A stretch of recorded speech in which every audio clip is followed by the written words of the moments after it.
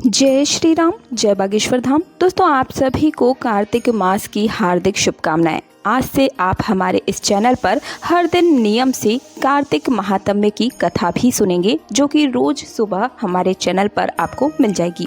और आज की कथा प्रारंभ करने से पहले आपको कार्तिक मास में की जाने वाली पूजा पाठ और कार्तिक स्नान के बारे में थोड़ी सी जानकारी देना चाहती हूँ। हमारे हिंदू धर्म में कार्तिक मास को बहुत ही पवित्र और शुभ माना जाता है। हिंदू पंचांग के अनुसार कार्तिक का महीना 8वां महीना होता है और इस पूरे महीने में धर्म, कर्म, जप, तप, व्रत, पूजा पाठ, स्नान, ध्यान और दान आदि करने से कई गुना पुण्य की प्राप्ति होती है। पूरे महीने में ब्रह्म मुहूर्त में उठकर स्नान किया जाता है। संभव हो तो पवित्र नदियों में स्नान करना चाहिए, नहीं तो घर पर भी नहाने के पानी में गंगा जल मिलाकर स्नान किया जाता है। कार्तिक महीने में सुबह 4:30 बजे से 5:30 बजे के बीच में उठकर स्नान करना शुभ रहता है। इसी समय आप सूर्य देवता को जल भी अर्पित कर सकते हैं। पूरे महीने में तुलसी जी का पूजन भी करना चाहिए। जिस घर में पूरे कार्तिक मास के दौरान तुलसी जी की पूजा होती है, उस घर में अकाल मृत्यु नहीं होती, वहाँ कभी भी समस्याएं नहीं आती, आर्थिक तंगी नहीं होती और हर प्रकार की सुख समृद्धि का भंडार वहाँ पूरे वर्ष भरा रहता है। कार्तिक के महीने में भगवान विष्णु और भगवान श्री कृष्ण की पूजा की जाती है। इस पूरे महीने में व्रत, दान, तुलसी जी का विवाह, दीपदान, गंगा जी के स्नान के साथ साथ ही कई गुना आपको पुण्य की प्राप्ति हो सकती है। साथ ही इस महीने में किया गया दान कभी भी व्यर्थ नहीं जाता है। इस महीने में किया गया छोटा से छोटा दान भी कई गुना पुण्य की प्राप्ति कराने वाला होता है। कार्तिक के महीने में ही तारा भोजन भी किया जाता है, यानी कि जो लोग उपवास रखते हैं, कुछ लोग ऐसे होते हैं जो पूरे महीने के दौरान एक समय ही भोजन करते हैं। वे शाम की पूजा करने के बाद तारों की छांव में ही शुद्ध सात्विक भोजन ग्रहण करते हैं। कार्तिक के महीने में किस प्रकार से पूजा करनी चाहिए, ये जान लीजिए। सुबह जल्दी उठकर स्नान आदि से निवृत्त होने के बाद आप तुलसी जी की पूजा करें। तुलसी के पौधे में नियमित रूप से जल अर्पित करें। कुछ विशेष दिनों को छोड़कर, जैसे कि रविवार, एकादशी या ग्रहण वाले दिन को छोड़कर आप तुलसी के पौधे में जल अर्पित करके दीपदान जरूर कर सकते हैं। रविवार और एकादशी को जल अर्पित न करके केवल दीपदान भी किया जा सकता है। परिक्रमा करनी चाहिए। कार्तिक मास महात्म्य का पाठ रोज पढ़ना या फिर सुनना चाहिए। पूजा करते समय भगवान विष्णु का पूजन अवश्य करें और अपनी आरती में देवी देवताओं की पूजा करें। धूप दीप जलाएं और एक दीपक आपको अपने घर के मुख्य द्वार पर भी जलाना चाहिए। कार्तिक के महीने में जो लोग तारा भोजन करते हैं, उन्हें पूरे दिन निराहार रहकर व्रत रखना चाहिए और शाम के समय में तारे निकलने के बाद तारों को अर्घ देने के बाद शुद्ध सात्विक भोजन करना चाहिए। इस महीने में अपनी सामर्थ्य के अनुसार ब्राह्मणों को भोजन करवाकर उन्हें दान दक्षिणा देकर संतुष्ट किया जाता है। और कार्तिक मास के अंतिम दिन, यानी कि कार्तिक पूर्णिमा के दिन व्रत का उद्यापन किया जाता है। जो लोग पूरे महीने उपवास नहीं रख पाए, वे इस महीने में पड़ने वाले विशेष दिनों में भी उपवास रख सकते हैं। कार्तिक मास की अमावस्या या पूर्णिमा को भी आप उपवास करके अंतिम दिन व्रत का उद्यापन कर सकते हैं। उद्यापन वाले दिन आपको 5-5 की मात्रा में कोई भी सामग्री का दान अवश्य करना चाहिए, जैसे कि आप 5 घड़े, 5 सुराही, 5 वस्त्र, 5 तरह के फल या फिर 5 तरह के अनाज भी दान कर सकते हैं। किसी भी योग्य ब्राह्मण को दे सकते हैं। साथ ही ब्राह्मणी के लिए भी आपको उनकी जो भी पहनने की साड़ी है या सूट वगैरह, जो भी आपके सामर्थ्य के अनुसार हो, आपको दान अवश्य करना चाहिए। दान दक्षिणा देकर आप अंतिम दिन व्रत का उद्यापन कर सकते हैं। कार्तिक मास के नियमों का पालन करने वाले भक्तों को सुबह ब्रह्म मुहूर्त में उठकर हो सके तो ताजे पानी से, नहीं तो गर्म गुनगुने पानी से आप अपने स्वास्थ्य के अनुसार स्नान कर सकते हैं। तुलसी जी की पूजा करनी चाहिए। धूप दीप जलाकर आपको विधि विधान से आराध्य देवी देवताओं की पूजा करनी चाहिए। पूरे महीने में हो सके तो धरती पर ही बिस्तर लगाकर सोना चाहिए।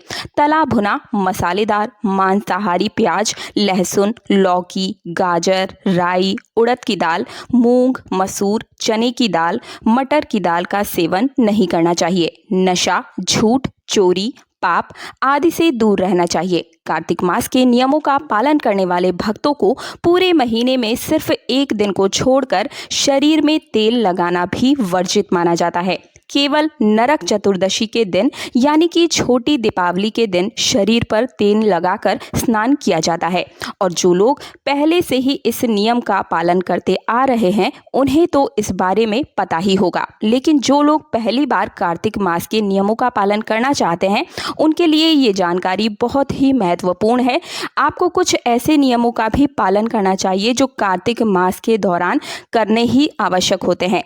आज हम कार्तिक मास के महात्म्य की कथा का प्रारंभ तुलसी जी की कथा के साथ करते हैं, क्योंकि कार्तिक के महीने में सभी औरतें तुलसी जी को जल्द से जल्द सींचती हैं। तो ऐसे ही एक बूढ़ी माई भी थी जो कार्तिक मास में तुलसी जी को सींचने जाया करती थी। और जब वो जाती तो तुलसी माता से कहा करती थी कि हे तुलसी माता, सत्य की दाता, मैं तेरा विरहा सींचती हूँ, मुझे बहू दे, पीले रंग की धोती दे, मीठा ग्रास दे, बैकुंठ में वास दे, अच्छी मौत दे, चंदन का काठ दे, अच्छा राज दे, खाने को दाल भात दे और एकादशी के दिन कान्हा जी का कांधा दे।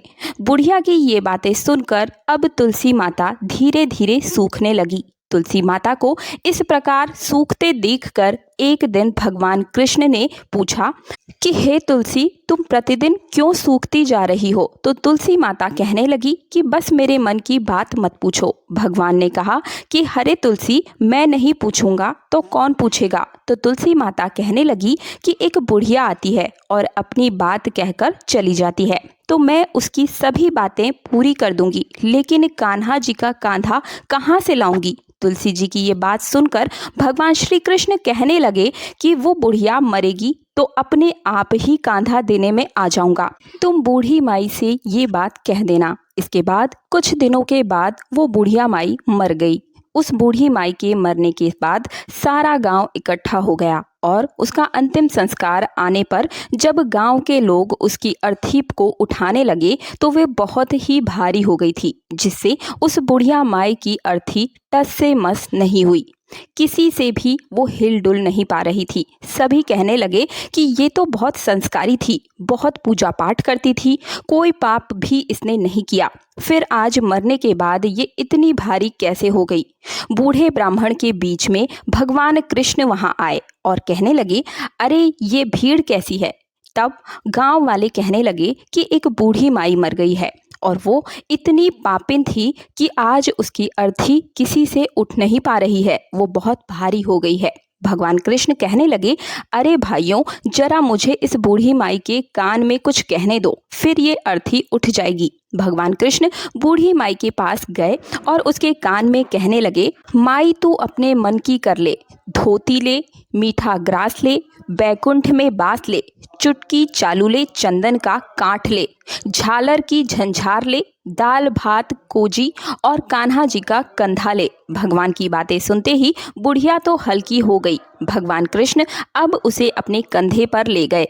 इस प्रकार बूढ़ी माई को मुक्ति मिल गई और वो भगवान के धाम यानी कि बैकुंठ धाम में चली गई।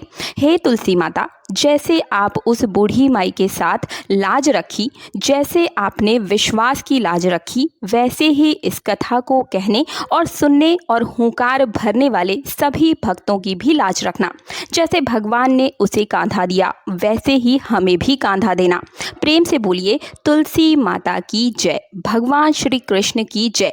और अब सुनिए कार्तिक मास के महात्म्य की पहली कथा यानी कि पहला अध्याय। एक समय धर्म के गूढ़ रहस्यों का ज्ञान, विज्ञान और शास्त्रों में वर्णित कथा का गहन चर्चा करने के लिए 88,000 ऋषि मुनि नैमिषारण्य तीर्थ में एकत्रित हुए। उनके बीच में एक महर्षि वेद व्यास जी के सूर्योग्य शिष्य श्री सूत जी महाराज ऐसे सुशोभित हो रहे थे जैसे आकाश में तारों के बीच में चंद्रमा।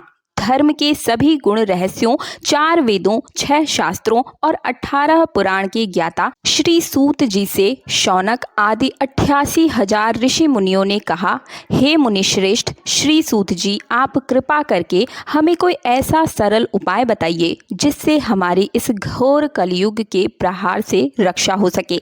समस्त ऋषि मुनियों के मुख से ये बात सुनकर श्री सूत जी बोले, तुम्हारी श्रद्धा और प्रभु भक्ति देखकर हरिशो मेरा हृदय बहुत प्रसन्न हुआ।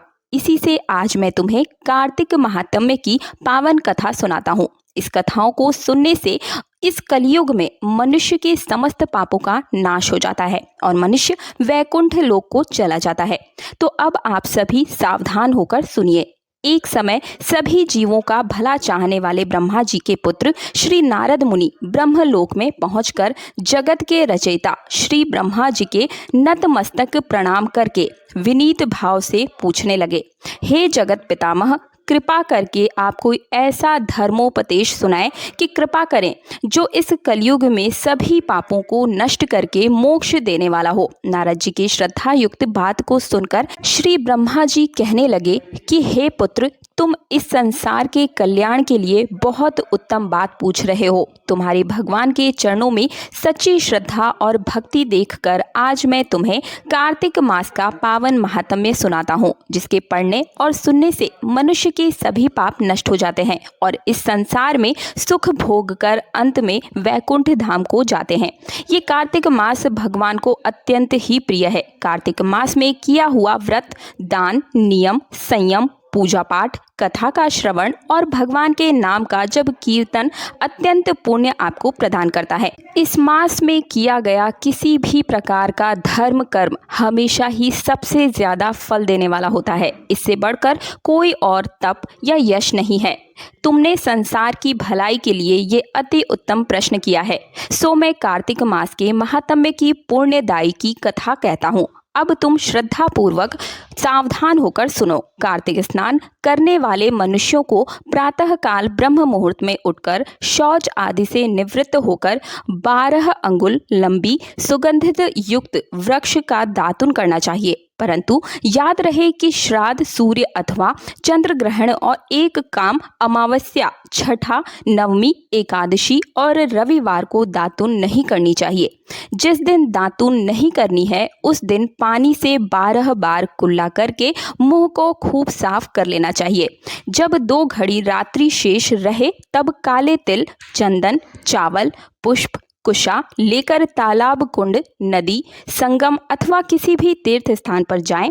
वहां जाकर हाथ जोड़कर प्रार्थना करें कि हे भगवान, आप और श्री लक्ष्मी जी को प्रसन्न करने के लिए मैं समस्त कार्तिक मास में स्नान करूंगा और स्नान करूंगी। इस प्रकार प्रतिज्ञा करके श्री गंगा जी से, श्री शिव जी से और सूर्य और विष्णु भगवान का ध्यान करते हुए जल में प्रवेश करके अच्छी तरह से स्नान करें। फिर जल से बाहर निकलकर देवता, ऋषि और पितरों का तर्पण करें। स्नान करके भेड़ बकरी की धूल से बचना चाहिए और छींक, थूक, कुत्ता, कौवा, ऊंट, उल्लू आदि से भी बचना चाहिए। अगर भूलवश इनमें से किसी का स्पर्श हो जाए तो फिर से स्नान करना चाहिए। मिथ्यावादी अर्थात झूठ बोलने और नीच प्रकृति वाले मनुष्य से वार्तालाप नहीं करना चाहिए। इसके बाद उपचार विधि से भगवान का पूजन करना चाहिए। भगवान को जल का अर्घ्य देकर प्रार्थना करनी चाहिए कि हे भगवान, आप श्री राधा जी सहित मेरे इस वर्ग को ग्रहण कीजिए। श्री ब्रह्मा जी बोले, हे पुत्र, जो व्यक्ति तुलसी की मंजरी सहित भगवान शालिग्राम का एक बूंद चरणामृत पान करता है वह ब्रह्म हत्या जैसे बड़े बड़े पापों से मुक्त होकर वैकुंठ लोक को प्राप्त करता है। इसमें कोई संदेह नहीं है। जो भगवान शालिग्राम की प्रतिमा के आगे अपने पितरों का श्राद्ध करता है उसके पितरों को तत्काल वैकुंठ की प्राप्ति हो जाती है और वो मोक्ष की प्राप्ति कर लेता है। जो भगवान श्री शालिग्राम की मूर्ति दान करता है उससे समस्त पृथ्वी के दान का फल प्राप्त हो जाता है।